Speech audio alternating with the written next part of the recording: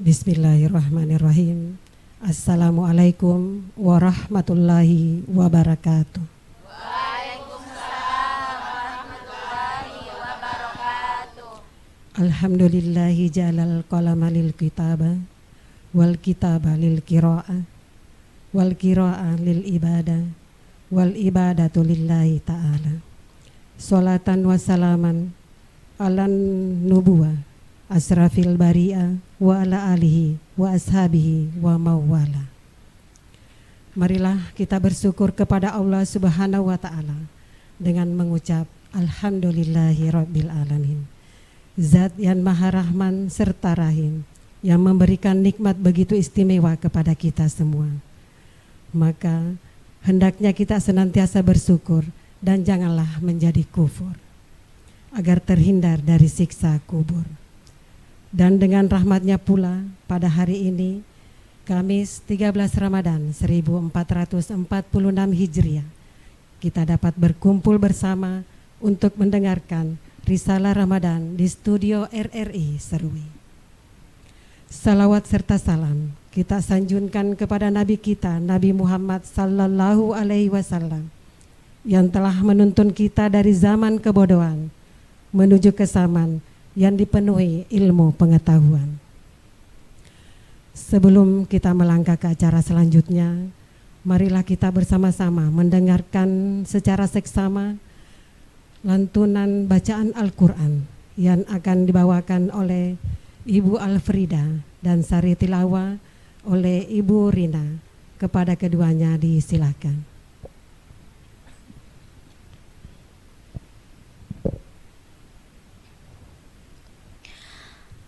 A'udzu billahi minasyaitonir rajim.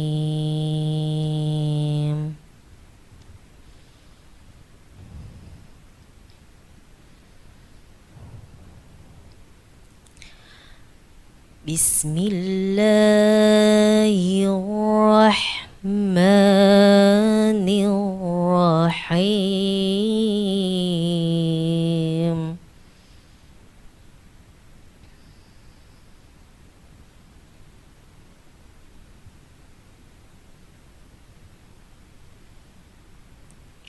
Ya ayyuhalladzina amanu kutiba alaikumus siyam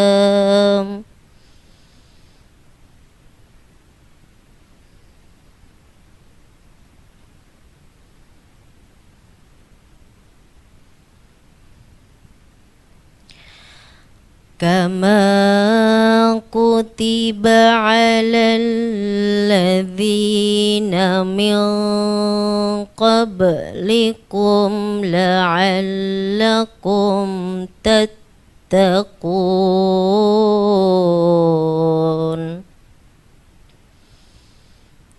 Sadaqallahul azim.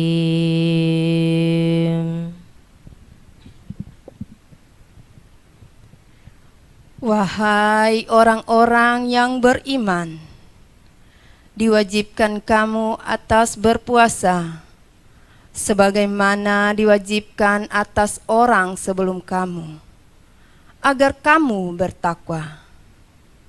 Assalamualaikum warahmatullahi wabarakatuh.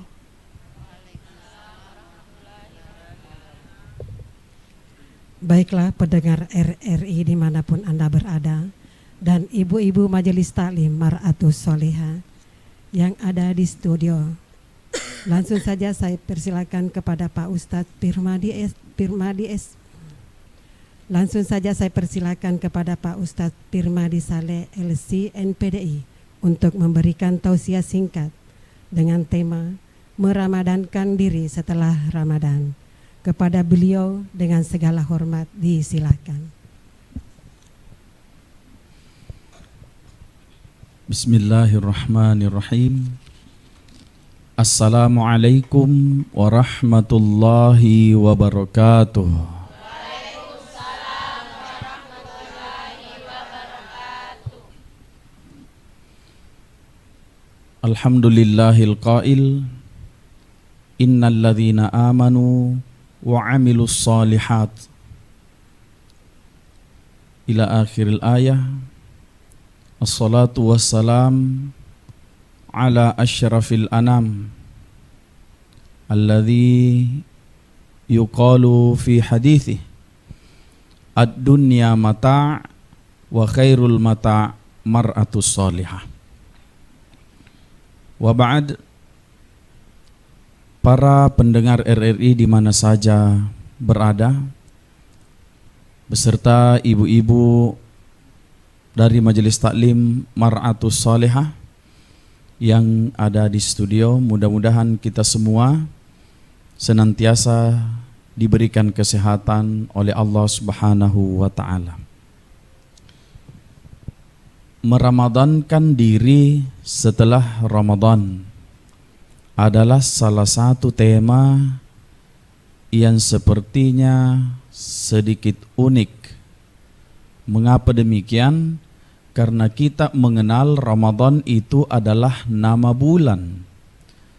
Lalu dalam tema ini disebut menjadi sifat orang. Meramadankan diri berarti menjadikan sifat diri kita bersifat seperti sifatnya Ramadan setelah bulan Ramadannya selesai. Apa memang sifatnya Ramadan yang mau kita jadikan diri kita seperti itu?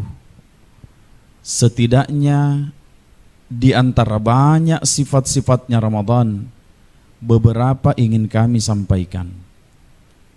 Yang pertama, sesuai hadisnya Rasulullah sallallahu alaihi wasallam bahwa bulan Ramadan ini awwaluhu rahmah. Ada yang mengatakan ini dhaif, ada yang mengatakan ini hanya maqal. Bahwa bulan Ramadan itu memiliki sifat rahmat, memiliki sifat maghfirah, dan memiliki sifat itqum minan nar, yang mana tiga sifat ini sesungguhnya adalah milik Allah yang diletakkan di dalam bulan suci Ramadan. Kita ingin melihat bagaimana tiga hal ini berada pada diri kita setelah bulan Ramadan selesai. Yang pertama adalah kita mengenal Syahrul Ramadan, Syahrul Madrasah. Bulan Ramadan itu adalah bulannya madrasah. Madrasah itu sekolah. Ramadan itu adalah sekolah. Artinya adalah kalau orang sekolah berarti ada pelajarannya. Setelah belajar ada ujiannya, dan setelah ujian tentu ada hasil daripada belajarnya. Di dalam bulan Ramadan ini penuh dengan mata pelajaran. Ada mata pelajaran sabar. Kita punya makanan yang bikin kita sendiri atau yang beli kita sendiri, uangnya uang kita sendiri, tapi karena belum waktunya maka belum bisa kita cicipi. Berarti ada pelajarannya pelajaran sabar. Ada pelajarannya pelajaran empati, berbagi. Banyak sekali pelajaran di dalam bulan Ramadan karena Ramadan ini sekolah. Tetapi di dalam bulan Ramadan kita juga akan diuji. Namanya sekolah ada ujiannya. Bedanya ujian di sekolah-sekolah dengan ujian di Ramadan adalah di sekolah itu kita belajar dulu baru menemukan ujian. Jadi pelajarannya dulu baru ujiannya. Kalau di Ramadan ujiannya dulu baru kita dapat pelajarannya. Kita disuruh puasa dulu berarti ujiannya dulu baru kita dapat pelajarannya. Oh, ini tujuannya puasa. Kita disuruh sedekah dulu padahal ini harta-harta kita. Oh, ini ujiannya. Apakah kita mau mengeluarkan, membantu dan lain sebagainya? Ini ujiannya. Tetapi nanti belakangan baru kita tahu, oh ternyata begini manfaatnya sedekah. Jadi ujiannya lebih dulu baru dapat pelajarannya. Itulah namanya madrasah. Kemudian yang kedua, setidaknya di dalam bulan Ramadan itu, setelah kita bersama-sama diuji, kemudian dapat pelajaran, mestilah ada hasilnya pelajaran itu. Kata ulama, setidaknya ada 5 pelajaran utama bagi orang yang telah selesai Ramadan. 3 bertambah, 2 semakin. 3 bertambah, 2 semakin. Yang pertama adalah bertambah takutnya. Bertambah takutnya kepada Allah. Tadi sudah belajar bahwa kalau Allah suruh jangan makan, maka kita takut makan. Kalau Allah suruh kita untuk berpuasa, kita takut untuk tidak berpuasa. Rasa takut ini dibawa keluar dari bulan Ramadan, semakin bertambah takut kita terhadap perintah Allah. Yang hari ini bukan lagi sekedar puasa, tetapi semua perintah Allah harus bertambah ketakutan kita. Takut tidak sholat, takut berjudi, takut berghibah, takut berfitnah. Semua takut-takut yang biasanya kita dengar di dalam bulan Ramadan, karena ada pahalanya, karena mengampuni dosa, karena menggugurkan pahala puasa. Semua takut-takut itu kita bawa untuk keluar Ramadan.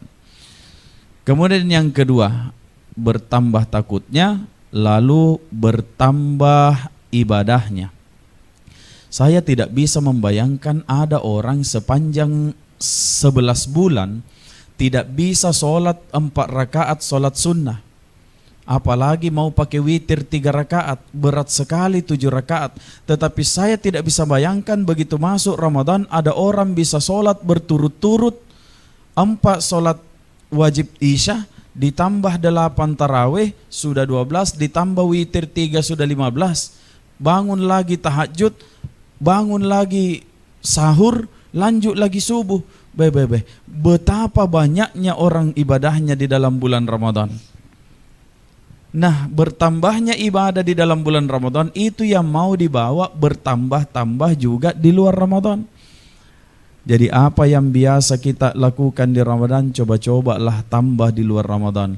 Biasa kita mengaji di bulan Ramadan, bawa itu keluar Ramadan. Jangan disimpan Qur'annya.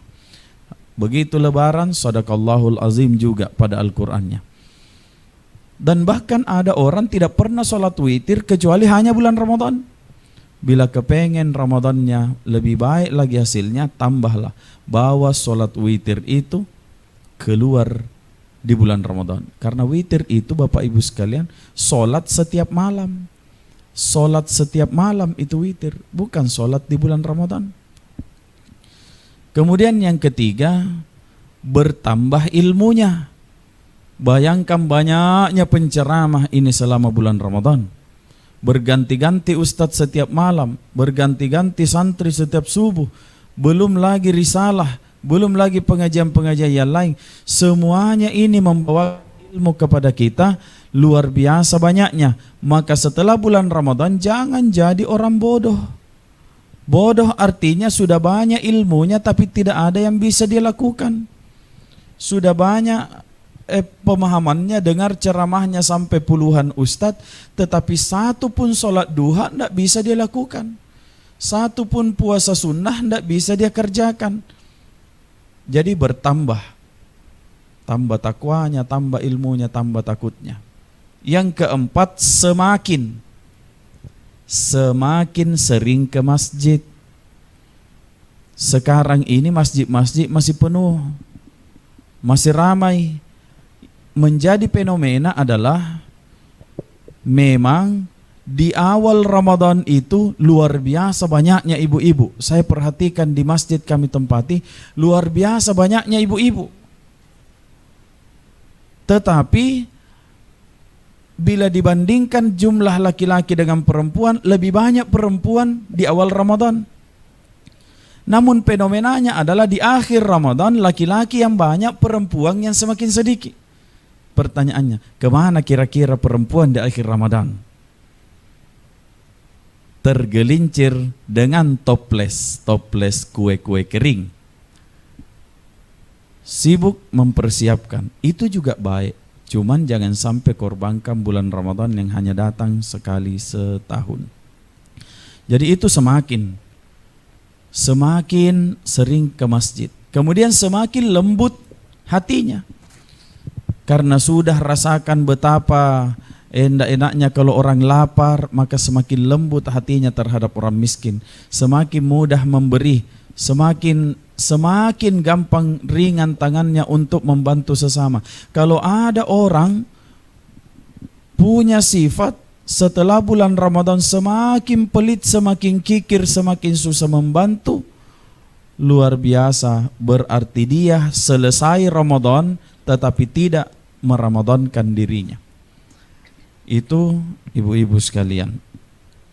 Jadi terakhir, supaya bulan Ramadan ini kita bawa sifatnya, maka tentunya kita wajib untuk istiqomah.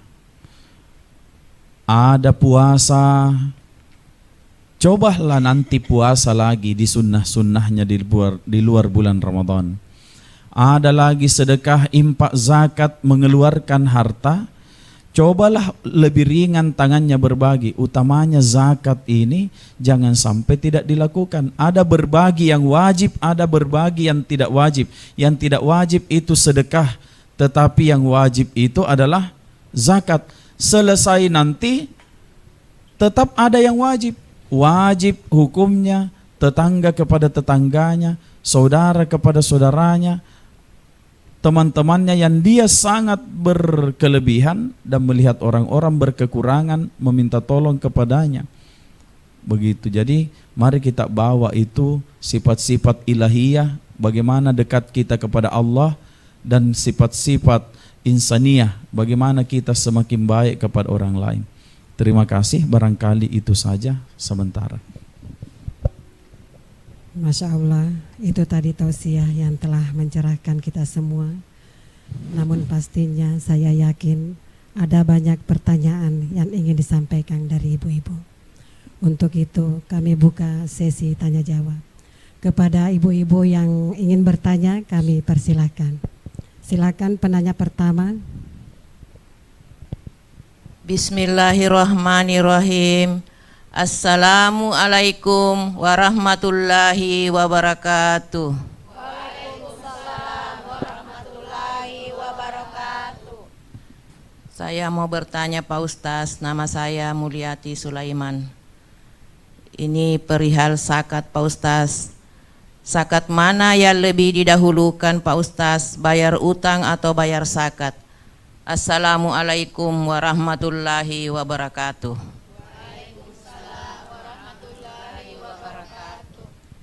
Mana yang lebih dahulukan, bayar utang apa bayar zakat? Ini sesuai dengan pantun. Pak Mamat beli anting, bawa kentang di dalam kaos. Bayar zakat memang penting, jangan lupa utangmu bos.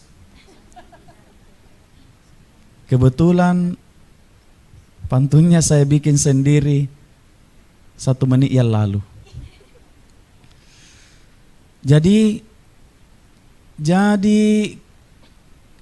zakat itu perintahnya Allah, kewajiban datang dari Allah. Tetapi utang itu kewajiban yang datang dari manusia. Bila bertemu antara kewajiban Allah dengan kewajiban kepada manusia, hak kepada Allah dan hak kepada manusia, maka haknya Allah dikalahkan oleh haknya manusia. Saya ulangi, haknya manusia ini didahulukan daripada haknya Allah. Kenapa demikian? Karena urusan kepada manusia terbatas waktu. Bila ibu tidak bayar utang ke orang, boleh jadi orangnya telah wafat. Atau orangnya hidup, ibunya yang wafat. Tetapi hak kepada Allah masih dipenuhi dengan ampunan-ampunan. Zakat itu ada kebolehannya untuk tidak dibayar. Misalnya orang yang tidak mampu boleh tidak bayar zakat. Orang miskin kan tidak wajib bayar zakat. Tetapi orang utang, yang miskin punya utang, yang miskin wajib bayar. Orang kaya punya utang, orang kaya wajib bayar. semuanya kewajiban, tetapi didahulukan zakatnya, didahulukan utangnya ketimbang zakatnya. Kecuali, saya terangkan sedikit, ada orang boleh tidak bayar zakat karena melunasi utangnya. Ibu punya uang 100 juta, tetapi utangnya ibu 200 juta. Ibu bayar utang 100 juta, ibu boleh, maka 100 jutanya ibu tadi itu tidak kena zakat karena mau ibu pakai bayar utang. Padahal kan sudah kena zakat itu. Ya. Ibu punya uang 100 juta. Sekarang ini nilai zakat mal ini 136 juta. Ibu punya 150 juta. Berarti sudah kena nisabnya zakat, sudah wajib keluar zakat. Tetapi utangnya ibu adalah 100 juta. Maka utang ibu 200 juta. Ibu bayar utang 100 juta. Masih ada sisanya 100 juta. Dan di tangan ibu ada 50 juta. Maka ibu tetap kena zakat. Kenapa kena zakat? Karena masih ada uang di tangan. Nilai zakatnya berapa? Bukan nilai 150 juta dikeluarkan 2,5%, tetapi yang 50 juta itu kena zakat 2,5%. Begitu. Jadi, tapi ada juga orang tidak wajib bayar zakat gara-gara utangnya. Karena orang yang punya uang lebih banyak utangnya itu kategorinya miskin. Jadi orang yang punya uang tetapi utangnya lebih banyak daripada uangnya itu disebut miskin. Orang miskin tidak wajib bayar zakat. Nah, tapi jangan selalu merasa miskin. Saya masih ada utangku, cicilan rumah, cicilan motor, cicilan mobil. Bukan itu yang dimaksud. Jadi utang-utang yang mendesak, yang kalau ibu tidak bayar diambil motornya. Nah, tapi kalau utang yang misalnya masih lama itu masih ada bisa seperti ada orang sekolahkan ijazahnya di Pegadaian atau di bank misalnya SK-nya, utang-utang seperti itu masih ada tempo waktunya, masih ada masa menunggunya. Tetapi utang yang sudah harus dibayar cepat-cepat karena anaknya orang yang punya uang itu mau dioperasi, itu wajib untuk dibayar saat juga. Terima kasih. Jadi dahulukan bayar utang jika mampu, baru bayar zakat. Kecuali zakat fitrah. Kalau zakat fitrah yang punya utang tidak punya hutang wajib bayar. Terima kasih. Terima kasih Pak Ustadz. Selanjutnya yang pertanyaan kedua dipersilakan. Assalamualaikum warahmatullahi wabarakatuh. Waalaikumsalam warahmatullahi wabarakatuh. Perkenalkan, nama saya Ibu Haji Darna. Curhat dong Pak Ustaz. Bagaimana cara istiqomah setelah Idul Fitri? Assalamualaikum warahmatullahi wabarakatuh.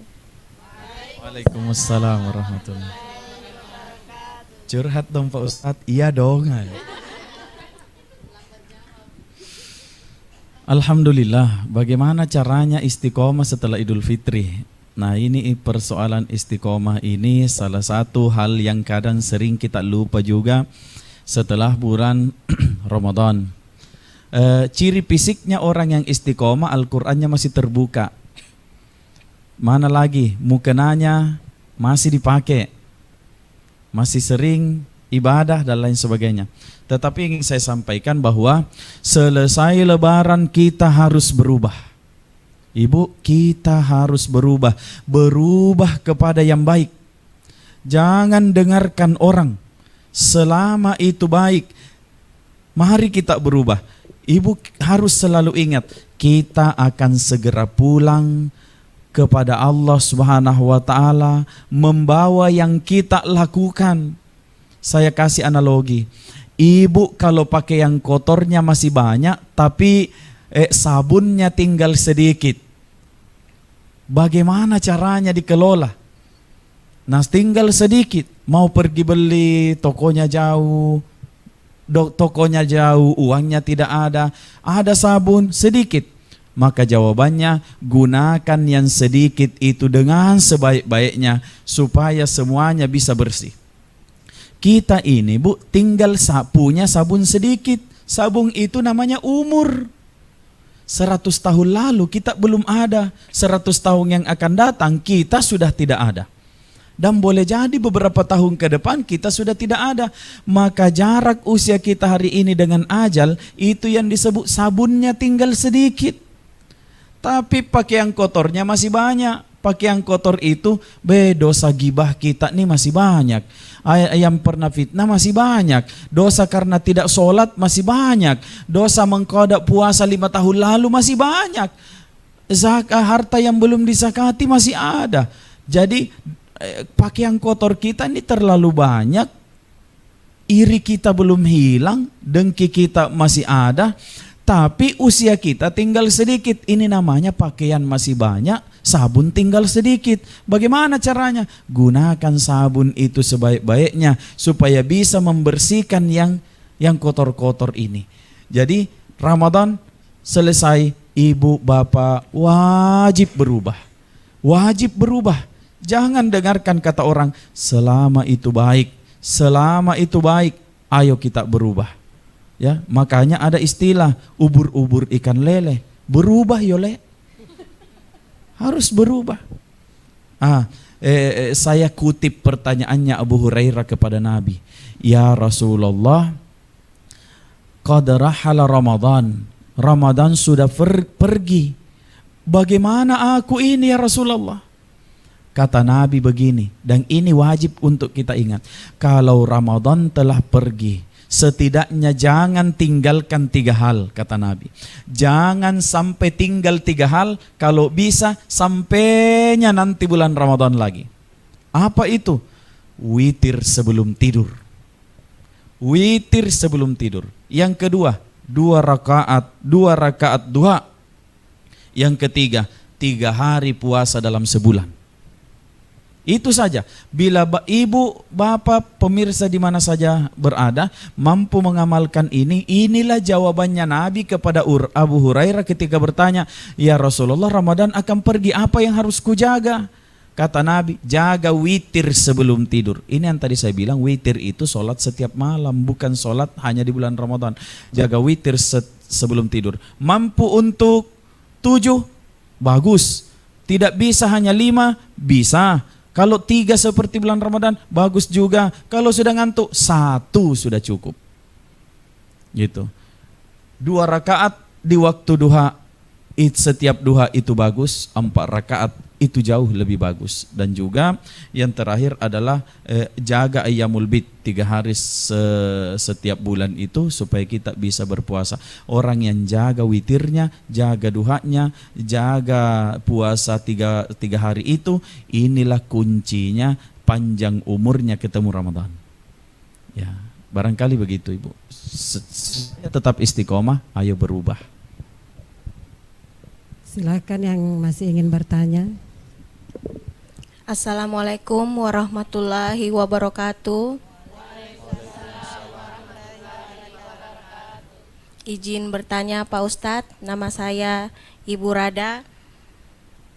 Pertanyaan saya, rasanya belum kepengen Ramadan ini berlalu. Adakah amalia terbaik setelah Ramadan? Terima kasih. Assalamualaikum warahmatullahi wabarakatuh. Waalaikumsalam. Ada kaidah di dalam Islam, setiap ada ibadah wajib pasti didampingi ibadah yang sama tapi sunnah. Kalau ada ibadah wajib, pasti sebelum dan sesudahnya ada ibadah yang sama tapi sunnah. Contoh, ibadah sholat wajib, sebelumnya ada sholat juga, sebelumnya dan sesudahnya, namanya sholat sunnah. Ya, ada qobliyahnya, ada ba'diyahnya. Jadi sholat didampingi sholat tapi sunnah. Haji itu wajib, sebelum dan sesudahnya didampingi juga dengan ibadah sama-sama ke Mekah tapi sunnah, namanya umrah. Zakat itu wajib, ibadah wajibnya zakat didampingi ibadah yang sama-sama harta tapi sunnah, seperti sedekah dan infak. Begitu juga dengan puasa. Puasa itu wajib di bulan Ramadan, dan sebelum dan sesudahnya Ramadan juga didampingi dengan puasa tapi sunnah. Sebelum Ramadan kita ketahui ada puasa bulan haram, itu waktu bulan Rajab. Ada lagi puasa sunnah bulan Sya'ban, puasa-puasanya Rasulullah. Nanti setelah Ramadan didampingi lagi puasa, tapi sunnah. Itulah yang kita kenal dengan puasa Syawal selama 6 hari. Puasa selama 6 hari ini yang kata Nabi kana kasiyamid dahri. Jadi kalau ibu lagi senang puasa di bulan Ramadan, rasa senang itu tambahlah puasa setelah bulan Ramadan. Ada yang mengatakan, pokoknya saya setelah Lebaran insya Allah puasa Syawal. Kalau bisa 1 hari setelah Lebaran saya sudah puasa Syawal. Walhasil Ramadan datang, puasa Syawal sudah dibolehkan. Apa yang dia lakukan? Mungkin nanti pindah 5 Syawal baru saya puasa.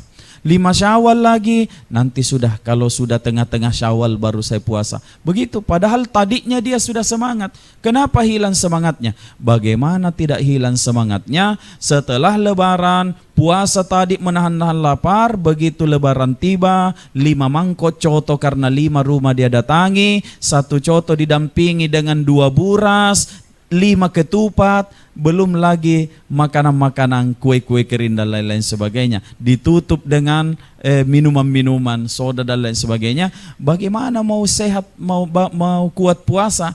Karena awal bulan Syawal dijadikan bulan balas dendam. Karena sudah sebulan menahan.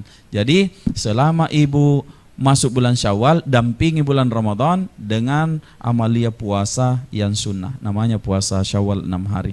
Kasih amit dahri seperti puasanya nilai setahun. Terima kasih. Silakan pertanyaan yang terakhir ini Pak Ustadz. Assalamualaikum warahmatullahi wabarakatuh. Izin bertanya Pak Ustadz. Saya pernah mendengar kalau Allah mengampuni orang beriman di bulan Ramadan. Adakah tanda-tandanya orang itu telah diampuni?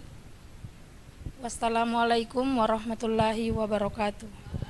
Waalaikumsalam warahmatullahi wabarakatuh. Kita biasa mendengar idza jaa Ramadan, kalau Ramadan itu datang, futihat abwabul jinan, dibukalah pintu-pintu surga, wulikat abwabun niran, ditutup pintu-pintu neraka, wa syuffidatis syayatin, dan dirantai, dibelenggu setan-setan itu.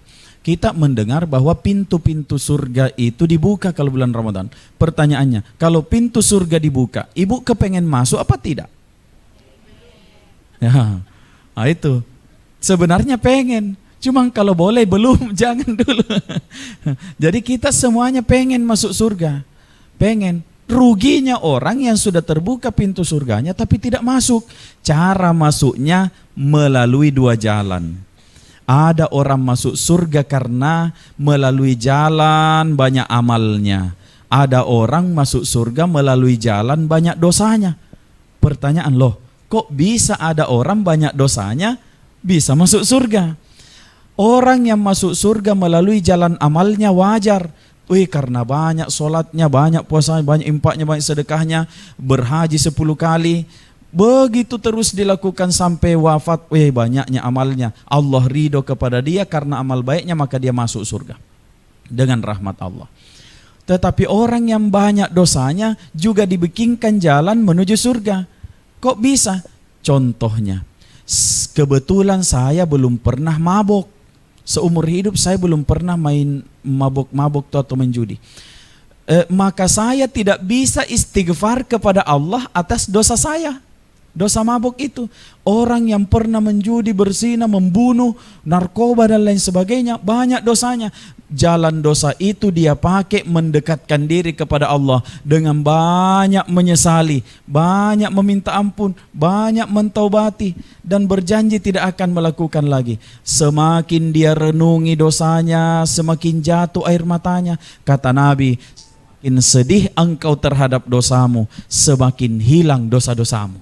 Ya, semakin kita bersedih terhadap dosa, semakin kita diampuni Allah. Maka mana tandanya orang diampuni Allah? Orang yang pernah berdosa tetapi sudah benar-benar meninggalkan dan tidak mengulangi lagi dosa itu. Siapa orang yang tidak punya dosa? Siapa orang yang tidak pernah terpeleset, terlebih lagi dulu kita di masa muda, tetapi karena sekarang sudah lewat berapa Ramadan, kita tidak pernah ulangi lagi, tidak pernah lagi lakukan, berarti Allah telah mengampuni dosa-dosa tersebut. Jadi orang yang diampuni, orang yang punya dosa tapi sudah meninggalkan dosa itu, dan orang yang punya amal dan masih tetap melakukan amal itu.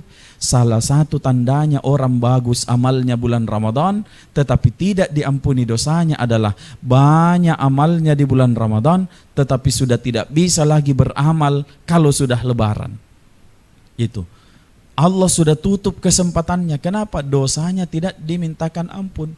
Maka ingat, Bapak Ibu sekalian di mana saja berada, ada orang yang sering lupa diri. Doa-doanya belum dikabul, dia heran. Kenapa engkau tidak mengabulkan doa-doaku ya Allah? Saat dia minta doanya dikabulkan, dia lupa bahwa dosanya belum diampuni. Jadi, mari kita banyak-banyak beristiqomah. Bila kita banyak amal, lanjutkan amal itu. Bila kita banyak dosa, gunakanlah dosa itu untuk mengetuk pintu Allah, pintu ampunan Allah dengan penyesalan-penyesalan dan lain-lain sebagainya.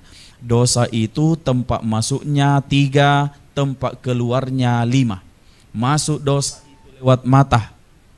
Dosa itu masuk lewat mata, ya. Coba kau lihat itu, sepatu dengan bajunya tidak serasi, baju dengan jilbabnya tidak serasi. Di mata ini masuklah dosanya. Telinga dia dengar hal yang belum jelas, masuklah dosanya. Di hidung ini ada sedikit bau-bau, metek hatinya, bicara lagi hatinya, baunya ini orang, dan lain-lain sebagainya. Masuklah itu dosa. Jadi jangan biarkan dosa-dosa itu masuk. Ciri-cirinya orang diampuni dosanya adalah orang yang menutup jalan masuknya dosa. Dia tutup matanya, telinganya, hidungnya, mulutnya supaya terhindar daripada dosa-dosa. Mudah-mudahan kita meninggalkan bulan Ramadan ini dengan segala dosa-dosa yang telah diampuni oleh Allah Subhanahu wa taala. Barangkali demikian. Terima kasih. Demikianlah tausiah yang syarat ilmu dan hikmah dari penyampaian Al-Mukarram Ustadz Pirmadi Saleh LC NPDI. Semoga apa yang beliau sampaikan dapat dipahami menjadi ilmu yang bermanfaat untuk kita semua. Dan semoga juga kita tidak menjadi pendengar, akan tetapi juga menjadi pelaksana dan pengamal atas apa yang telah kita bahas pada kesempatan ini. Amin ya rabbal alamin. Pendengar setia Radio Republik Indonesia, dan ibu-ibu majelis taklim yang di studio, demikianlah segenap rangkaian acara kita pada Risalah Ramadan hari ini. Sampai di sini perjumpaan kami. Terima kasih ibu-ibu majelis taklim Mar'atus Salehah dan Al-Mukarram Ustadz Pirmadi Saleh LC MPDI yang telah berkenan hadir membersamai kita. Saya Haja Marwati Burhan selaku pembawa acara berserta ibu-ibu majelis taklim Mar'atus Salehah. Mohon maaf apabila ada kekurangan selama siaran. Sampai jumpa kembali. Selamat berbuka puasa dan tetap semangat beribadah. Marilah kita tutup acara ini dengan sama-sama membaca hamdalah. Alhamdulillahirabbil alamin. Dilanjutkan dengan kafaratul majelis. Subhanaka Allahumma wa bihamdika asyhadu an la ilaha illa anta astaghfiruka wa atubu ilaik. Wallahu binurillah wa nahnu binur nisa. Wassalamualaikum warahmatullahi wabarakatuh.